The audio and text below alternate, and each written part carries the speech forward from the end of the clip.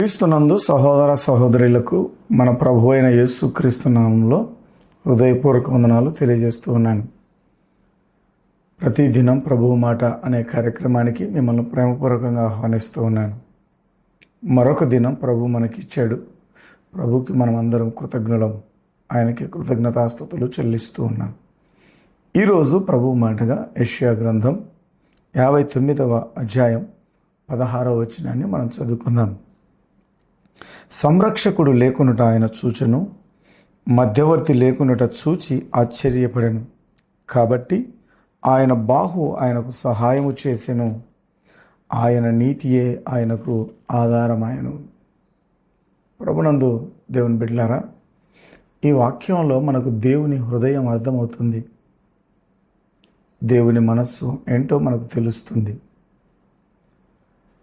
మానవుడు పాపం వలన దేవునికి దూరస్తుడై దేవుని దగ్గరికి రాలేకపోతూ ఉన్నాడు. దేవుని వాక్యం ఇదే. యెషయా గ్రంథం 59వ అధ్యాయం 2వ వచనంలో, మీ పాపములు ఆయన ముఖము మీకు మరుగుపరచెను, మీ దోషములు మీకును మీ దేవునికి అడ్డముగా వచ్చెను. చూసారా, మానవుడు దేవునికి దూరమైనప్పుడు దేవుడు మానవుడిని కలుసుకోవాలనుకుంటున్నాడు. కానీ మరి మానవుడైతే దేవుని దగ్గరికి రావడానికి తన పాపం అడ్డంగా మారింది. మధ్యవర్తిగా ఎవరైనా ఉంటారేమోనని వెతికాడు, కానీ మధ్యవర్తి ఎవరు దొరకలేదట. మధ్యవర్తి ఆయన కనుగొనలేకపోయాడు. అందుకే మధ్యవర్తి లేకుండా చూచి ఆయన ఆశ్చర్యపడెను. మరి మధ్యవర్తి దొరకకపోవడం వలన ఆయన బాహు ఆయనకు సహాయము చేశాను. తానే మధ్యవర్తిగా రక్షకునిగా ముందుకు వచ్చాడు.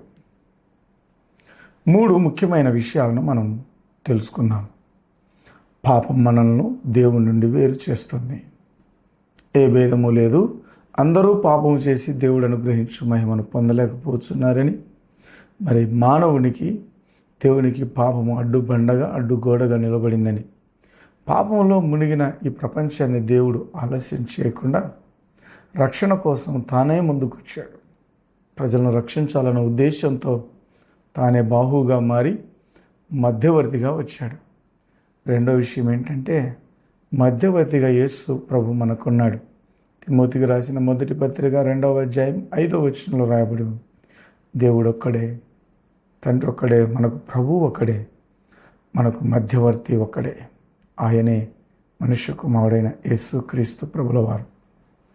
ఇందులో దేవుని ప్రేమ ఎంత గొప్పదో మనకు అర్థమవుతుంది. ఆయన నీతియే మనకు ఆధారమాయను అనే మాట చూస్తున్నాం.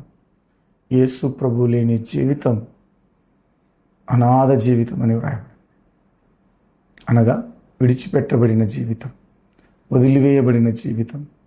దేవునితో ఒక మనిషి వేరైనప్పుడు ఆ వ్యక్తి యొక్క పరిస్థితి ఊహించడానికి కూడా భయమేస్తుంది. మరి ప్రభునందు దేవుని బిడ్డలారా, యోహాను సువార్త 14వ అధ్యాయం 6వ వచనంలో రాయబడిన మాట చూశాం కదా. యేసు చెప్పారు, నేనే మార్గము, సత్యము, జీవము, నా ద్వారా తప్ప ఎవడు తండ్రి వద్దకు రాడు. యేసు క్రీస్తే మధ్యవర్తి అయ్యాడు. ఆయన ద్వారా తప్ప పరలోకానికి ఎవరు వెళ్ళలేరు.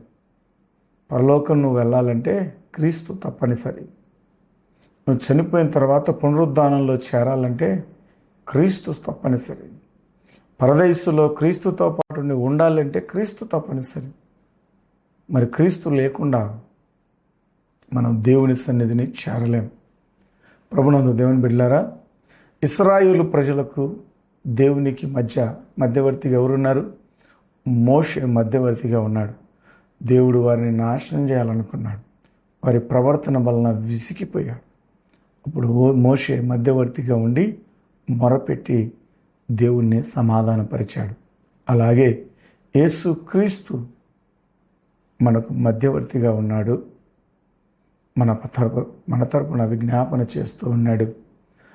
నా పక్షమున ప్రభువు నిలబడ్డాడు. ఆయన సిలువలో మధ్యవర్తిగా ఉన్నాడు.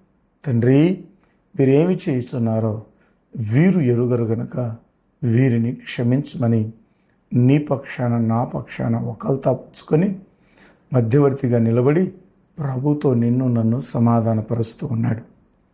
మరి ఈరోజు ఆ సమాధానాన్ని పొందుకున్నావా? ఆ మధ్యవర్తిని నువ్వు కలిసావా? ఆ మార్గానికి నువ్వు చేరువయ్యావా?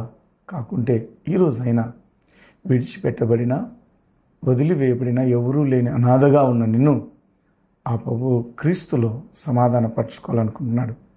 నేడైనా క్రీస్తు దగ్గరికి నీవు వచ్చి దేవునితో సమాధానపడు. ప్రభు నిన్ను బలపరుచుతాడు. తల వంచండి, ప్రార్థన చేసుకుందాం. పరలోకమందున్న మా తండ్రి, మా పాపాల మధ్యలో మాకు మధ్యవర్తి లేనప్పుడే మమ్మల్ని వదలకుండా మీ కుమారుడైన యేసుక్రీస్తును పంపినందుకై స్తోత్రాలు.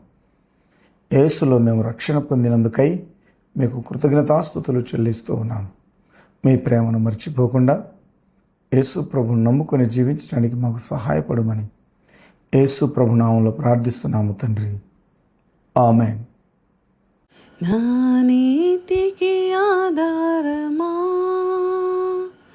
నిబంధన మందసమా, నా నీతికి ఆధారమా నిబంధన మందసమా, అనుబంధమా మకరందమా, నాలో ఆనందమా, అనుబంధమా మకరందమా, నాలో ఆనందమా, మహనీయుడా యేసయ్యా, ఆరాధన నీకేనయ్యా, మహనీయుడా యేసయ్యా,